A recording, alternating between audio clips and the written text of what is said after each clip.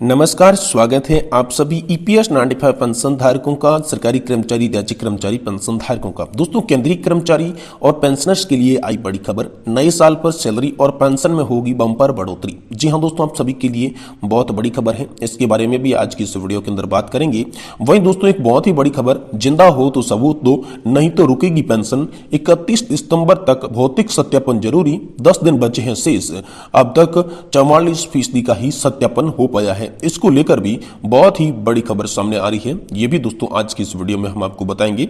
वहीं दोस्तों, आप सभी के डीए बढ़ोतरी को लेकर बड़ी खबर है। खुशखबरी है, महंगाई भत्ते में बढ़ोतरी हो सकती है और कितना परसेंटेज यहाँ पर महंगाई भत्ता बढ़ सकता है, इसके बारे में भी यहाँ पर बड़ी खबर है। वहीं कर्मचारियों के लिए बड़ी खबर है कि 8वां वेतन आयोग को लेकर संभावनाएं अब आप सभी के लिए तेज हो चुकी है। जल्द आप सभी के लिए 8वां वेतन भी लागू हो सकता है। वहीं एक और बात, केंद्र सरकार की ओर से एनपीएस और ओपीएस पर एक बड़ा अपडेट है। क्या दोस्तों, जो पेंशनर है, 67 लाख पेंशनर्स है, उनकी संख्या नहीं बढ़ेगी, उनकी पेंशनर्स नहीं बढ़ेगी तो कितनी बढ़ेगी? तमाम मांगों को लेकर भी एक बड़ी खबर आई है। साथ ही साथ एक राहत भरी खबर जो है वो पुरानी पेंशन योजना को लेकर निकलकर सामने आई है, जिसमें ओपीएस पर हाईकोर्ट का बड़ा आदेश आया है। इन लोगों को मिलेगा पुरानी पेंशन का फायदा। तो आखिर किन लोगों को पुरानी पेंशन का फायदा मिलेगा? कौन कौन से लोग ऐसे हैं जो ओपीएस का लाभ लेंगे? और आपके डीए में कितने परसेंटेज की बढ़ोतरी होगी? क्या 8वां वेतन लागू होगा? साथ ही साथ दोस्तों, कर्मचारी और पेंशन धारकों के लिए नए साल में क्या पेंशन और सैलरी बढ़ने वाली है, इसको लेकर दोस्तों आज की इस वीडियो में हम अपडेट को देने वाले हैं आप सभी को। इसलिए आपसे निवेदन है कि आप इस वीडियो को लास्ट तक देखें। साथ ही चैनल पर अगर आप पहली बार आए हैं तो दोस्तों चैनल को आप सब्सक्राइब जरूर करें। तो चलिए वीडियो को शुरू करते हैं। देखिए दोस्तों, नए साल के साथ केंद्रीय कर्मचारियों और पेंशनर्स के लिए अच्छी खबर आ रही है। मीडिया रिपोर्ट्स के मुताबिक 2024 में उन्होंने महंगाई भत्ते यानी कि डीए और महंगाई राहत यानी कि डीआर में 4% की बढ़ोतरी की संभावना है। ये बढ़ोतरी वेतन और पेंशन में विशेष बढ़ोतरी का कारण बन सकती है। यानी डीए बढ़ोतरी के कारण आपकी वेतन में भी बढ़ोतरी आएगी, साथ ही आपके पेंशन में भी बढ़ोतरी आएगी। तो बात करते हैं सबसे पहले महंगाई भत्ता यानी कि डीए की। तो दोस्तों, लेबर मिनिस्ट्री की अनुमानित जानकारी के मुताबिक जुलाई से अक्टूबर तक के पीरियड के लिए एआईसीपीआई डेटा जारी किया गया है। नवंबर और दिसंबर के डेटा का इंतजार है, जिससे यह तय हो सकेगा कि नए साल में डीए कितना बढ़ाया जाएगा। इसकी बढ़ोतरी बजट में भी हो सकती है दोस्तों। तो नए साल में सरकारी कर्मचारियों की सैलरी और पेंशन में कैसे बढ़ोतरी होगी, चलिए इसके बारे में बात करते हैं। देखिए, कर्मचारियों को 40% का डीए का फायदा मिल रहा है। ये जुलाई से दिसंबर 2023 तक लागू किया गया है। नवंबर और दिसंबर के आंकड़े के बाद यह तय होगा कि 2024 में और कितना डीए बढ़ेगा। दोस्तों, नए साल में डीए 50% तक पहुंच सकता है। ये बातें भी सामने आ रही है। दरअसल एआईसीपीआई इंडेक्स के अक्टूबर के आंकड़ों में बढ़ोतरी के बाद डीए स्कोर 49 के करीब पहुंच गया है। नए साल में 4 या फिर 5% तक बढ़ोतरी हो सकती है। अगर नवंबर और दिसंबर के आंकड़ों में बढ़ोतरी होती है तो कर्मचारियों को बढ़ी हुई सैलरी और बढ़ी हुई पेंशन मिलेगी। बजट सत्र में इस पर तय हो सकता है और इसका जो फायदा है वो 48 लाख केंद्र के जो कर्मचारी है और 68 लाख जो पेंशन भोगी है, इनको मिल सकता है। ऐसी बड़ी खबर निकलकर आप सभी के लिए सामने आ रही है। वहीं दोस्तों, अगली बड़ी खबर की बात करें तो आप सभी के लिए एक बहुत ही बड़ी और इंपॉर्टेंट खबर है। जी हां दोस्तों, जिंदा हो तो सबूत दो, नहीं तो रुकेगी पेंशन। 31 दिसंबर तक भौतिक सत्यापन जरूरी, 10 दिन शेष है। अब तक 44% ही सत्यापन हो पाए हैं।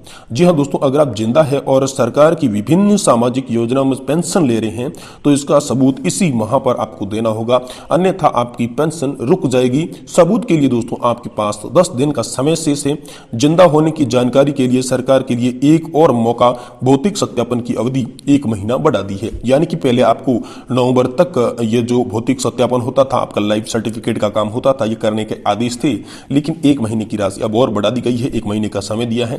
यानी अब दोस्तों 31 दिसंबर तक भौतिक सत्यापन हो रहा है। पहले ये तिथि 30 नवंबर थी। यहां पर दोस्तों जो आप सभी के लिए एक बड़ी खुशखबरी की बात कही या राहत की खबर यह है कि आप सभी का अब दिसंबर एंड से पहले अगर भौतिक सत्यापन नहीं हुआ तो आपकी पेंशन रुक सकती है। ऐसा सरकार ने यहाँ पर आदेश दे दिया है आप सभी के लिए। वहीं दोस्तों, अगली बड़ी खबर की बात करें तो दोस्तों, ओपीएस पर हाईकोर्ट का बड़ा आदेश आया है। इन लोगों को मिलेगा पुरानी पेंशन योजना का फायदा। तो आखिर कौन सी हाईकोर्ट का फायदा है और क्या दोस्तों आप सभी को ओपीएस का फायदा मिलेगा कि नहीं मिलेगा, इसके बारे में बड़ी अपडेट यहाँ पर आप सभी के लिए इलाहाबाद हाईकोर्ट से निकलकर आ चुकी है। जी हाँ दोस्तों, इलाहाबाद हाईकोर्ट ने विज्ञापन संख्या 1/2002 के तहत नई पेंशन स्कीम लागू होने के बाद नियुक्त अध्यापक याचिकाओं को पुरानी पेंशन योजना का लाभ देने का आदेश दे दिया है। जी हां दोस्तों, कोर्ट ने फैसला दिया कि नई पेंशन योजना लागू होने से पहले विज्ञापन से चुने गए सहायक शिक्षकों को पुरानी पेंशन मिलेगी। साथ ही कोर्ट ने सरकार का दावा मानने से भी इनकार कर दिया कि सहायक शिक्षक नई पेंशन स्कीम के बाद नियुक्त किए गए थे, इसलिए वे नई स्कीम में होंगे।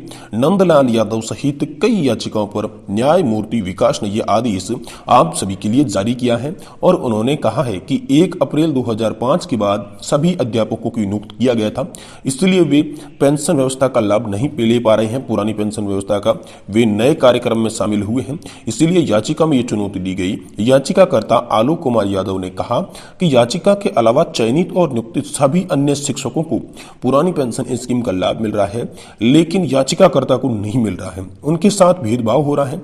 याचिका को विभाग की गलती से ज्वाइन करवाया गया है, इसलिए अन्य चयनित शिक्षकों को यहाँ पर शिक्षकों को अध्यापकों को नियुक्ति की नई पेंशन से लागू पहले किया गया था। और उनका दावा है कि दोस्तों 2002 में सहायक अध्यापकों की भर्ती की सूचना आई थी और 29 नवंबर 2004 को इंटरव्यू हुआ था। 24 दिसंबर 2004 को परिणाम घोषित किए गए थे और घोषित परिणामों के आधार पर अधिकांश शिक्षकों को नियुक्ति पत्र देकर नौकरी भी मिली थी। दोस्तों कॉलेज मैनेजमेंट में याचिकाओं को स्वीकार नहीं किया। बाद में बोर्ड के दबाव में यहाँ पर जो बोर्ड का दबाव था दूसरे कॉलेज में हो गए। नई पेंशन योजना का लाभ होने के बाद याचिकाओं को नियुक्ति और ज्वाइनिंग हुई। उन्हें पुरानी पेंशन का लाभ देने के लिए इनकार कर दिया गया क्योंकि वे नई पेंशन योजना से आच्छादित थे। कोर्ट ने भी इसे गलत ठहरा दिया। यानी कोर्ट ने यह कहा कि जो भी यहां पर जो 2002 में सहायक पदों की भर्ती निकली थी शिक्षकों की, वो ओपीएस के लिए आएंगे, चाहे उनकी भर्ती 4 में हुई हो या 5 में हुई हो, लेकिन विज्ञापन जो था वो पुरानी पेंशन योजना में ही था, नई पेंशन योजना आने के पहले था, इसलिए वो पुरानी पेंशन योजना के हकदार माने जाएंगे। और इलाहाबाद हाईकोर्ट ने बड़ा फैसला सुनाया कि उन्हें पुरानी पेंशन योजना का लाभ मिलेगा। वहीं दोस्तों केंद्र और राज्यों के बीच यहाँ पर जो एनपीएस और ओपीएस पर बड़ा अपडेट है। दोस्तों एनपीएस और ओपीएस में बड़ा अपडेट ये है कि दोस्तों हाल ही में कर्मचारी संगठनों की ये मांग है कि गारंटीकृत पेंशन बहाली की जाए। इसे देखते हुए केंद्र सरकार ने एक कमेटी का भी गठन किया था। हालांकि कमेटी द्वारा कहीं पर भी ओपीएस का तो जिक्र नहीं किया गया। गठित कमेटी सिर्फ एनपीएस में सुधार को लेकर रिपोर्ट देगी। ये मामला संसद तक भी चला गया। इस माहौल को देखते हुए जल्द ही सरकार के द्वारा स्पष्ट फैसला लिया जाएगा, ऐसा अनुमान है। दोस्तों लोकसभा के सदस्य नव कुमार सरनाइगिया, दीपक बैंच और कृपाल बालाजी तुमाने ने इससे लेकर कई सवाल पूछे। जब वित्त राज्य मंत्री पंकज चौधरी ने बताया कि ओपीएस बहाली के लिए सरकार के सामने अभी तक कोई भी प्रस्ताव नहीं है। साथ ही एनपीएस के तहत पेंशन निधि नियामक विकास प्राधिकरण यानी कि दोस्तों पीएफआरडीए में जमा पैसा राज्य सरकारों को वापस नहीं दिया जाएगा। वर्तमान समय में जो पेंशन भोगी हैं दोस्तों 68 लाख के करीब पेंशन भोगियों की यहाँ पर संख्या हो जाती है। इसको लेकर यहाँ पर लोकसभा के अंदर भी बहुत सारे सवाल पूछे गए, जिनमें दोस्तों देश में पेंशन भोगियों की संख्या कितनी है, क्या पुरानी पेंशन बहाली को लेकर सरकार विचार करेगी, ओपीएस के क्रियान्वयन में निलंबन क्यों हो रहा है, कितने राज्य हैं जिन्होंने कर्मचारियों को दोबारा ओपीएस दी है, क्या ऐसे राज्य जिन्होंने अपने कर्मचारियों को ओपीएस शुरू करने के लिए कर्मचारियों से एनपीएस वापस फंड का मांग किया है, और छत्तीसगढ़ द्वारा जमा की गई राशि उसके ब्याज सहित मांगी गई उसका क्या बोरा है, इसकी सरकार इसमें क्या कार्रवाई कर रही है, और ओपीएस को दोबारा शुरू करने के लिए सरकार के द्वारा एनपीएस का धन वापस करने के लिए क्या निर्णय लिया गया है। ये तो तमाम सवाल थे, ये ओपीएस को लेकर लोकसभा के अंदर पूछे गए। तो इस पर मंत्री क्या बोले, ओपीएस की बहाली को लेकर मंत्री ने क्या जवाब दिया। दोस्तों वित्त मंत्रालय में राज्य मंत्री पंकज चौधरी ने बताया कि केंद्रीय कर्मचारियों के लिए ओल्ड पेंशन स्कीम बहाली को लेकर सरकार के लिए विचाराधीन कोई भी प्रस्ताव नहीं है। वित्त सचिव की अध्यक्षता में एक कमेटी का गठन किया गया है। ये कमेटी सरकारी कर्मचारियों की पेंशन के मुद्दे से जोड़ने के साथ साथ अन्य बातों को भी मौजूद ध्यान में रखते हुए जो एनपीएस की अवसंरचना है उनमें कोई भी परिवर्तन आवश्यक है या नहीं है, इन सब के लिए चर्चा करेगी। लेकिन ओपीएस पर हमारी कोई भी राय नहीं है। वही दोस्तों एक बड़ी अपडेट है कि आम सभी के लिए 8वां वेतन आयोग भी लागू हो सकता है और कर्मचारियों को 50% तक भी डीए मिल सकता है। लेकिन अभी अपडेट साफ तौर पर साफ नहीं हो पाया है।